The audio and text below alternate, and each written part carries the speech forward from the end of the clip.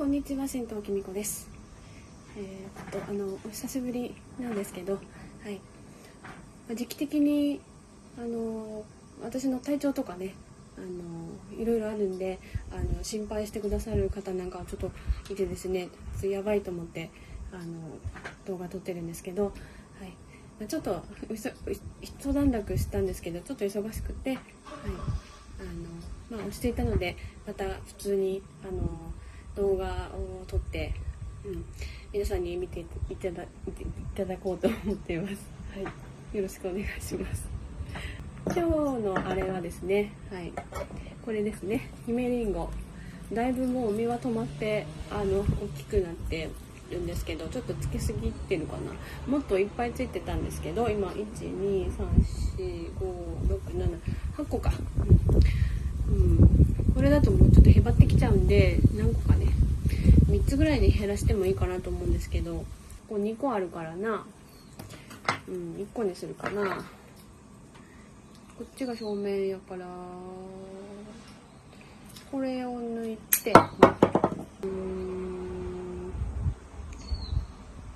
れはいるやろ。後ろも1個いるよな。これも欲しいしな。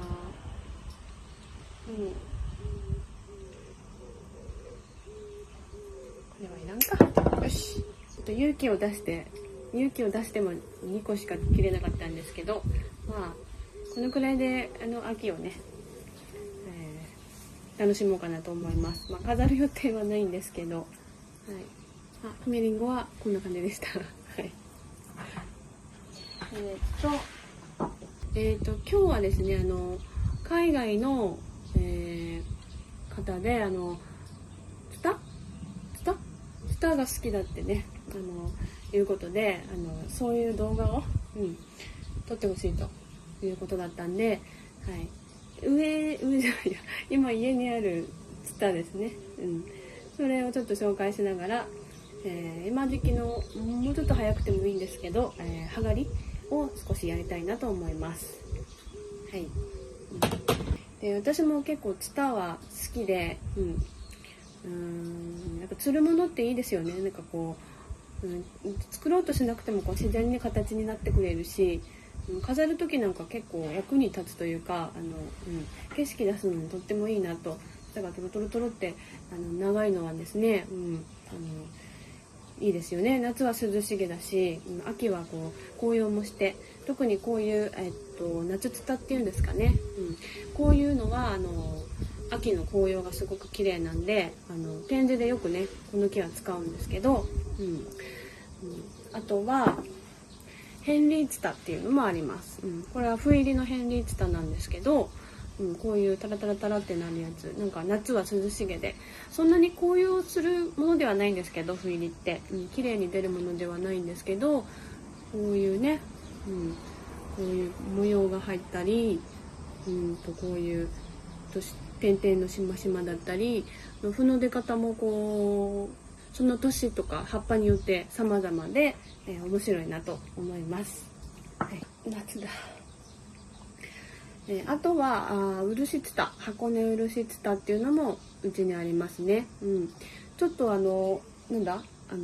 とかぶれやすいらしいんですけど、もう気にせず触っちゃうんですけど、こういうツタもねとってもいいです。これも紅葉しますね。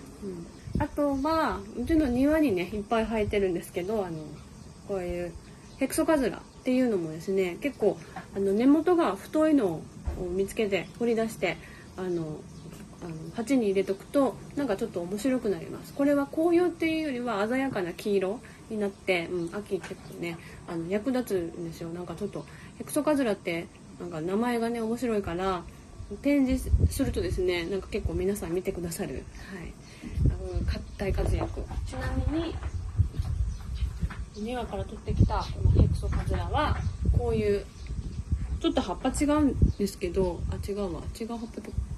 こういうラッパみたいな花が咲くやつですね。子供の頃これちぎってこうやってこう鼻にこうつけてね、こうつけて、わかりますかね、見えるかな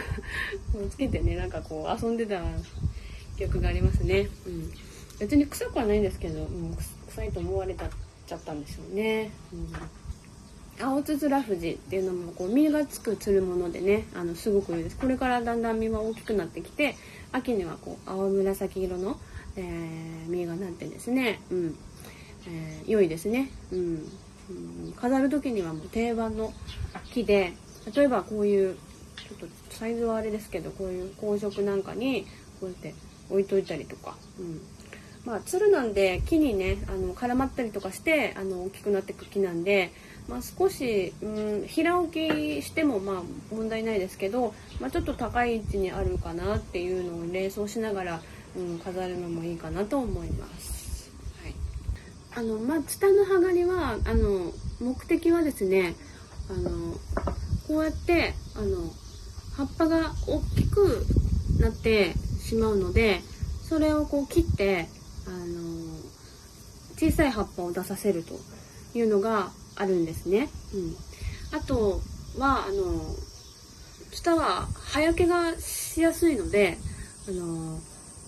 秋にね綺麗に紅葉させようと思うと、こういうちょっとね固まったようなこう古い葉っぱはあまり綺麗に紅葉出ないので、梅雨明け頃かな、今時期かな、もうちょっと早くてもいいんですけど、その時期に葉っぱを切って、その新しく出た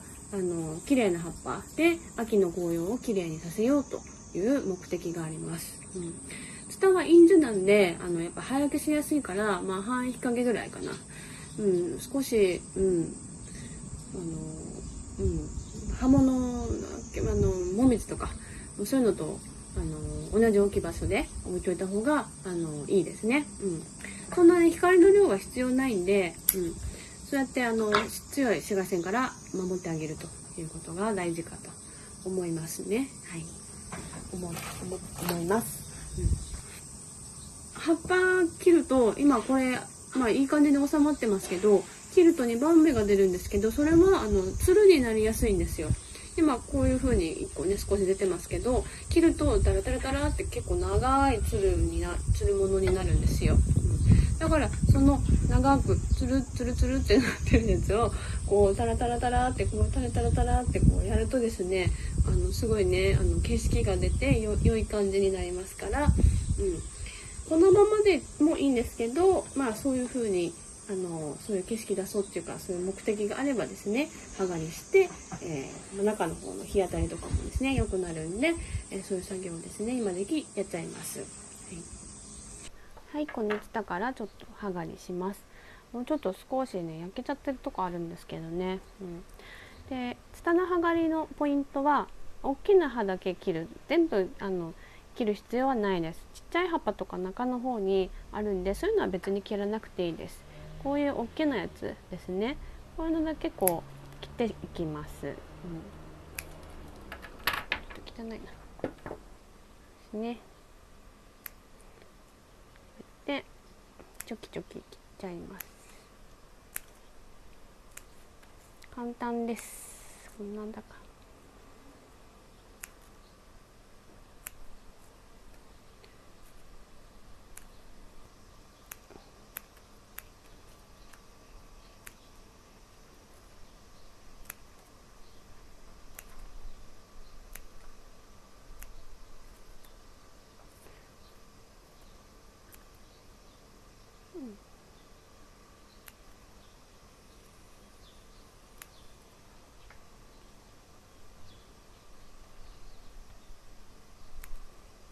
はい、これでいいですね。そうするとこの辺からまだね2番目がトロトロトロってめっちゃ出てくるんで、そういう風にして葉刈りをすると、簡単でした。これも同様ですね。ちょっと枯れた枝なんかあるんで、この辺はカットして、大きな葉っぱをカット。もちろん丈夫ですからできる作業なんですけど、多少やっぱこれは肥料はねあげといた方がいいですね。これもこんな感じで、夏の葉刈りは完了です。はい、こんだけです。つまんないかな、つまんなかったかもしれないけど、こうやって、